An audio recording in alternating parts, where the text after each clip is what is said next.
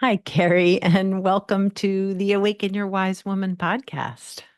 Hey Biz, it's so good to be back. I know, I know. Well, it's funny because you were one of the first guests for the transition from the Wise Woman Warriors podcast to the Awaken Your Wise Woman podcast. And I feel like it's so appropriate to have you back that the season that we're talking about high sensitivity. And this is kind of a new direction for me to have a season really hyper focused on a topic. So, yeah, it's so great to have you here. And as I was sharing a little bit before we started recording, yeah, even though I feel like I know you pretty well and we have a relationship outside of this through, you coaching me but yeah, I was a little nervous to have you on the podcast for some reason. It's funny how our parts do that. Totally. Yeah. They don't discriminate any experience. They will be here. Are we okay? Are we safe? And so Exactly. I love Exactly. how you deem Well, that and yeah. normalize Well, it for us. right. Well, I think there's this part of me that's like, I want this to be perfect. I don't want to, um, well, I don't want to embarrass myself. There's that. But I want it, yeah, for whatever reason for you. I just want this to be perfect. So there you go. Oh. Oh, I love the intention that you want this to be, a good experience for me and for us. And I want that too. And I've never had an imperfect or an unperfect experience with you in all the years we've been relating, even in the Mm, moments of humaning and fumbling, however that looks. So just so you know, I am so available for the humaning together, whatever that wants to look like. I don't have any expectations other than to be with you for this time and to chat honestly. nice, nice, nice. Well, thank you for that. Um, so for the listeners who maybe have not heard us chat on the podcast before, maybe you could share a little bit about yourself and the work that you do. Sure. So I was formerly a licensed psychotherapist for almost 15 years, had a practice specializing in complex trauma using integrative, holistic, somatic methods for healing, and just adored that work so much. However, my soul was really calling me toward another season. And for the last 7 or 8 years, I've been coaching, mentoring, guiding healers and helpers in clearing what needs to be cleared inside of them so that they can be vessels for the work that they're here to provide. And I do that through mentoring sessions and my membership community receptivity portal and through retreats and events and courses and sometimes podcasts and however the divine calls me to use my voice and my work. And I think what's different about me is that I really have divorced myself from the go, go, go, hustle and grind perspective. I found that to be very challenging for my nervous system. And as I admitted that for myself, I found that there was a whole community of other healers and helpers who also wanted a gentle and true path toward um, becoming who they are and sharing and serving in the ways that they were meant to share and serve. So Mm. I've moved away from the formulas and the 5-step plans and the cookie cutter approaches and really just devoting myself and inviting others to devote themselves to the journey and how can we efficiently and effectively navigate the journey so that our nervous system doesn't pay a very expensive price for the money that we make, for the ways that we help, and that helps me sleep at night to be aligned in the way that I am in my personal life with my business life as well. Hmm. Well, and so much so, just for the audience to know, you and I've been a part of your receptivity portal and the healer circle and one-on-one work with you. And so much of what I appreciate in the work that you bring to the work is that, you're very intuitive. You're very aligned energetically with what's happening, both, I feel like, in the universe, but also with the people that show up to work together. And I'm wondering, I mean, to me, it seems clear that your sensitivity assists with that, but maybe talk a little bit about that if that feels right. Yeah. Sure. Yeah, it's interesting because, my sensitivity, I used to really curse it. It felt like such a negative thing because it made navigating the world so hard. I spent the first many years of my life, my school age years in particular, not understanding anything about being a sensitive soul in a not very sensitive world.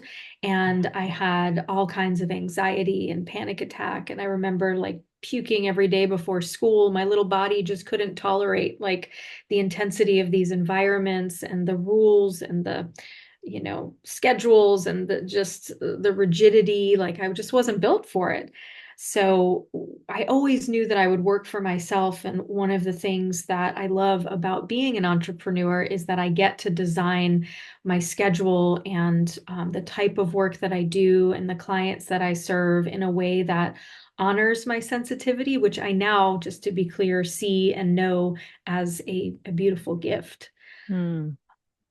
Yeah. And so, yes, I mean, my sensitivity helps me to, because I honor that within myself, it makes room for me to see and sense and honor and really introduce others to their sensitivity because many people don't recognize that it's there. There's so many layers of armor and protection between them and their essence that they've lost sight of it. So I see my relationship with my own sensitivity as a way to be able to mirror back and remind others, like, hey, do Hmm.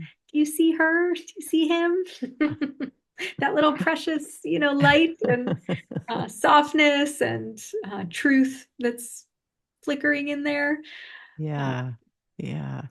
Well, and I feel like because of your energy and sensitivity and just what you bring to the work that you do, at least in my experience, it attracts others who are also highly sensitive.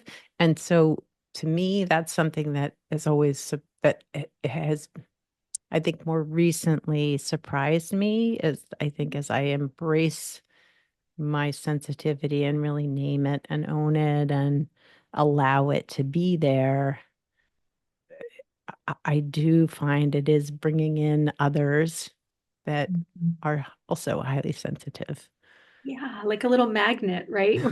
We start to attract, ooh, there's my person, ooh, there's my group, there's my people. I think that is Yes. really beautiful. And so often I think our relationships are tumultuous because we have this facade on. So those who are like us or that vibrate and want to create life and relationships in similar ways have a hard time finding us because we're not being us. We're like, we have all of Mm, this between us and them. yeah. So I love that you say that. Like as we deepen in knowing ourselves, we become magnetic to more aligned experiences and opportunities and people. I've definitely found that. Yeah. Yeah. Me too.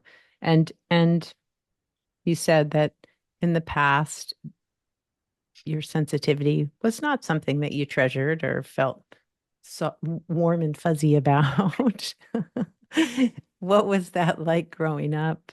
Just really maybe not even understanding that it was just a part of you, but also, yeah, just what was that like navigating the world? It was very scary. I think like I was just terrified trying to figure out why I didn't seem to fit, like why who I be isn't really, the puzzle piece. I can't find where I fit. Mm-hmm.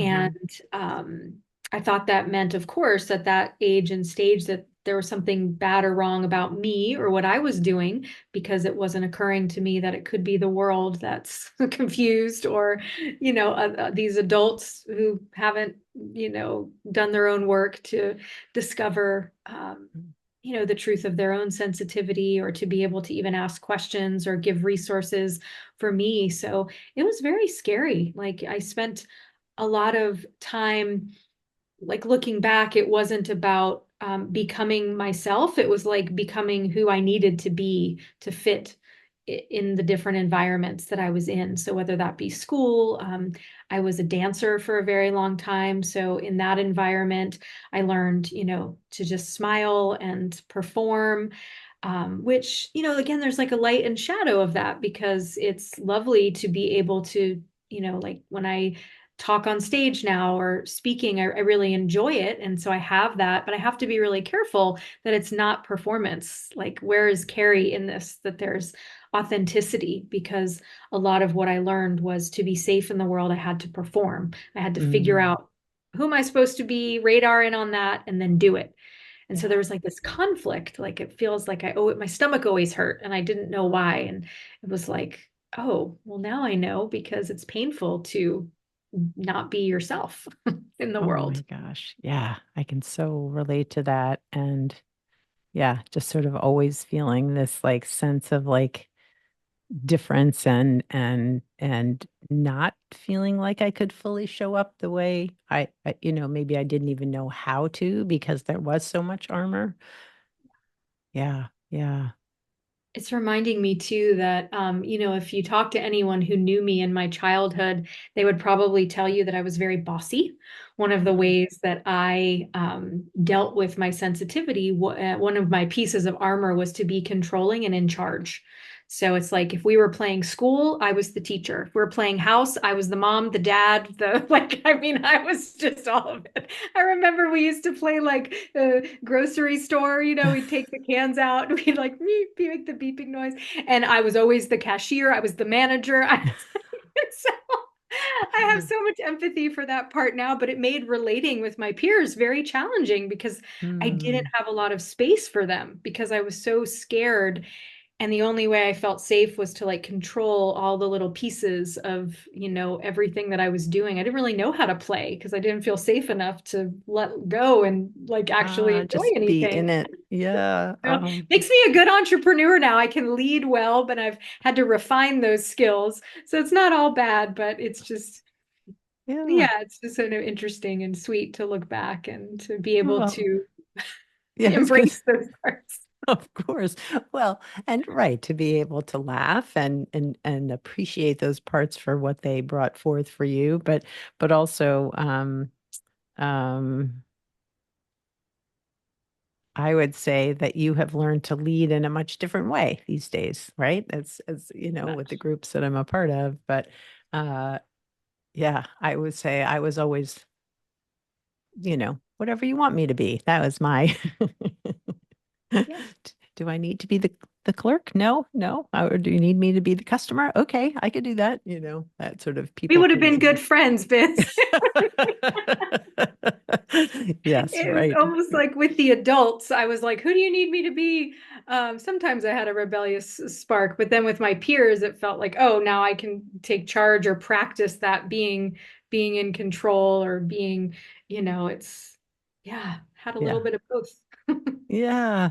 And when did the relationship with your sensitivity or sensitive traits, like when did that shift for you and what brought that about?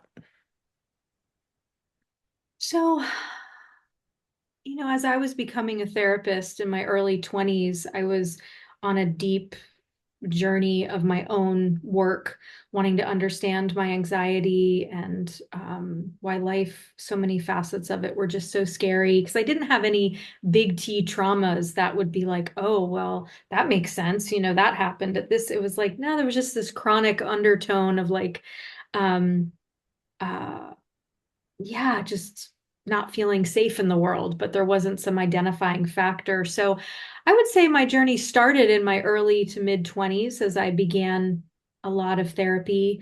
Um, but it probably wasn't until my 30s or, yeah, probably early 30s that I started having more real empathy, compassion.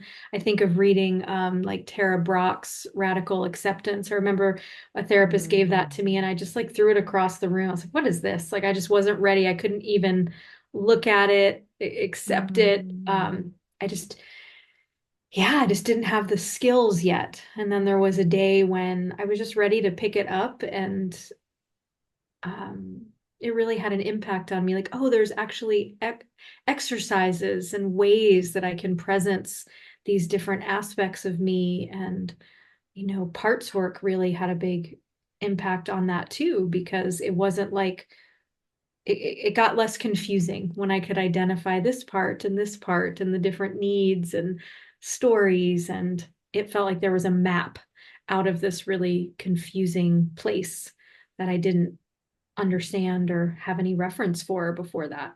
Mm.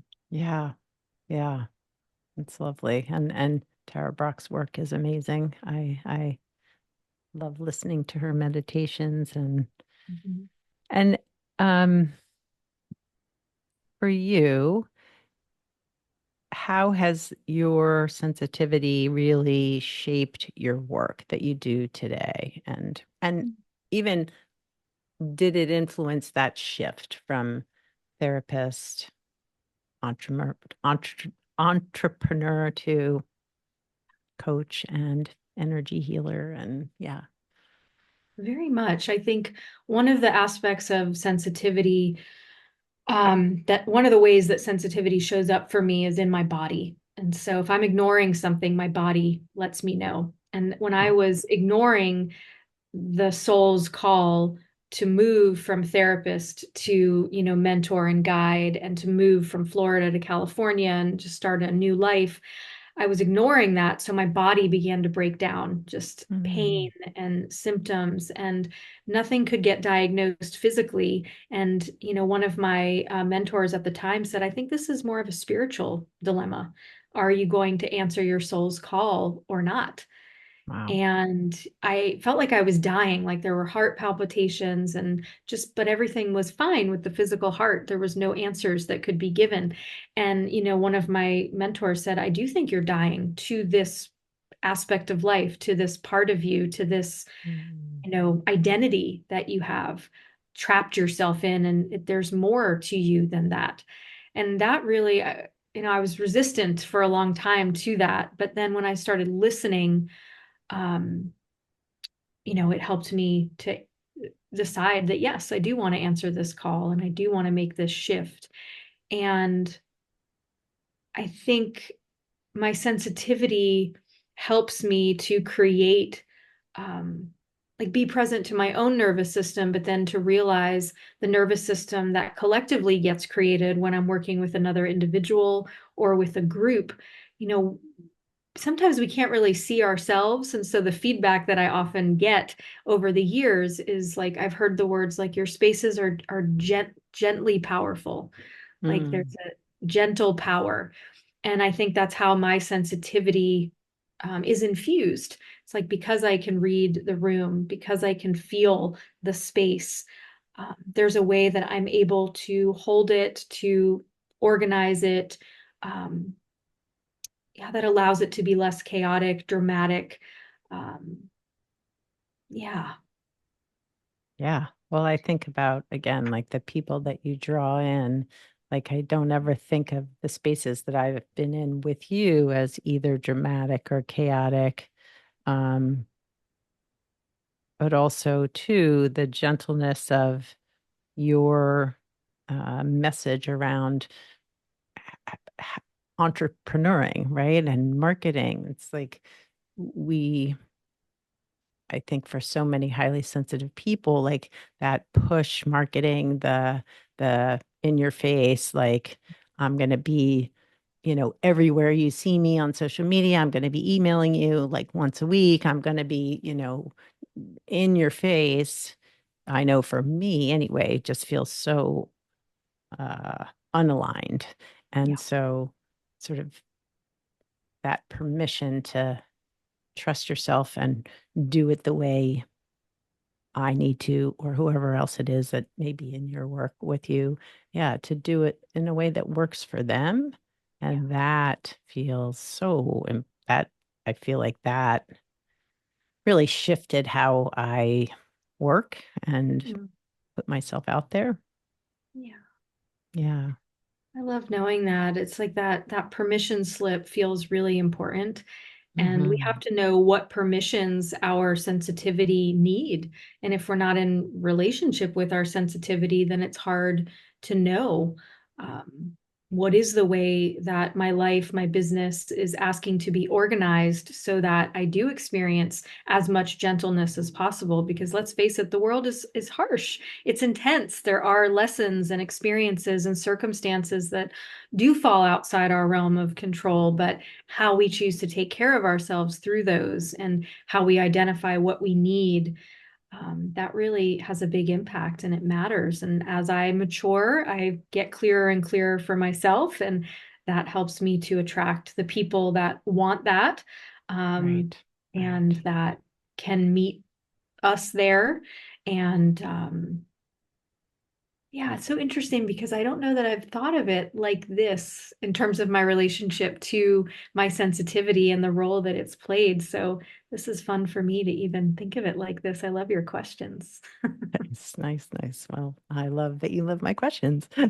Um, um, well, and so for you, what would be today? What's the hardest part of being highly sensitive? And on the flip side, what do you treasure most about it? Mm. The hardest part is like the way that I can't avoid life uh, coming at me in a way that, because my system is open and sensitive and soft and available, and because I'm committed to keeping it that way, that means that I feel all of it. Mm. Uh, and it's a lot to feel. I remember years ago, I was producing the Vagina Monologues at my university, and I got the opportunity to meet with Eve Ensler, the playwright. And she said, if all of us were really present, we would be sobbing like 24 hours a day because this life is hard and there's a lot of suffering and pain and struggle. And that's what Mm. I think of. It's like all these little like cuts, and like I feel every intent good thing and every bad thing and every easy thing and every hard thing. It's a lot. Yeah, Um, yeah. and I would say that same thing is also the thing that I treasure because, the more available that I am to feel all of it, the more like connected I am to the breath of life and to the flow of life and to the enoughness of life, the more I can connect with the people that I care about, the more I can realize that we are all connected. Mm. And yeah, so it's kind of a double-edged sword, and it's like how to manage that and um, how to remember the resources and the practices that help me hold the tension of feeling all of that Hmm. Yeah. life coming at me. Like I don't, yeah, I don't drink and I don't use any drugs. And if you look around, like most people survive life by being addicted to something. Um, it because it's a lot, and we want to. If we don't have the skills, we have to numb it some way. Yeah. Um, and I know that I'm numbing or that it's been a lot for me when I start reaching for I'm scrolling. That's my addiction. It's just checking out, Yes. numbing, Oh, scrolling. And it's not absolutely. always bad, but it's like, oh, that's interesting. I'm Yeah. feeling a lot right now. Yeah. Yeah. No, I've noticed that too. And I know for a long time for myself, I probably used alcohol as, or back in my youth, other drugs, probably, pot and things like that, marijuana, whatever you want to call it. But I think that when we begin, yes, to feel more aligned, but also to notice that like oh, this is feeling, I'm feeling a lot, like I'm taking in a lot, like finding ways to really take care of myself versus numb. Mhm. Yeah. And what would be your, yeah, I don't know if you have a go-to, like what helps you sort of reset, recharge, really protect your energy, I guess, in a way. Yeah. Well, I have energy clearing and shielding practices that I start and end my day with and use it in between, clients or in between the day if things are feeling intense. So that to me is kind of like brushing my teeth. It's like I just do it because I know that I'm designed like a sponge and I collect a lot of energy. Mm-hmm. Um, so energetically, there's those kind of rituals, but also it's who I like talk to and keep in my life. I have a couple of very close friends that, um, we're on each other's radar and we're checking in. Mm, And it's like if it's an intense day, if it's there's communication, there's connection, there's remembering that I'm not by myself in this.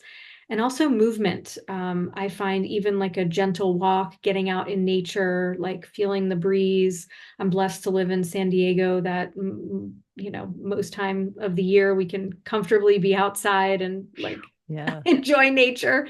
Yes. Um, I also have a practice I've been using for a few years now that I really like. Many of you may be familiar with the shaking practice, like Mm. shaking the nervous system, but I have a device called the Hyper Vibe, and I stand on it. It's like a vibrating plate, Oh, wow. and it vibrates at different like levels and intensities. And I just breathe, and it literally just like shakes from my system, like all Mm, the stuff. And sometimes I just do it physically, but most of the time I'm also thinking of what I'm releasing, what I'm shaking off, like imagining it kind of leaving the different parts of my body where I might be holding tension or tightness. And it's like a 15-minute little program. And then when I get off, whew, it just feels like a little nice. reset.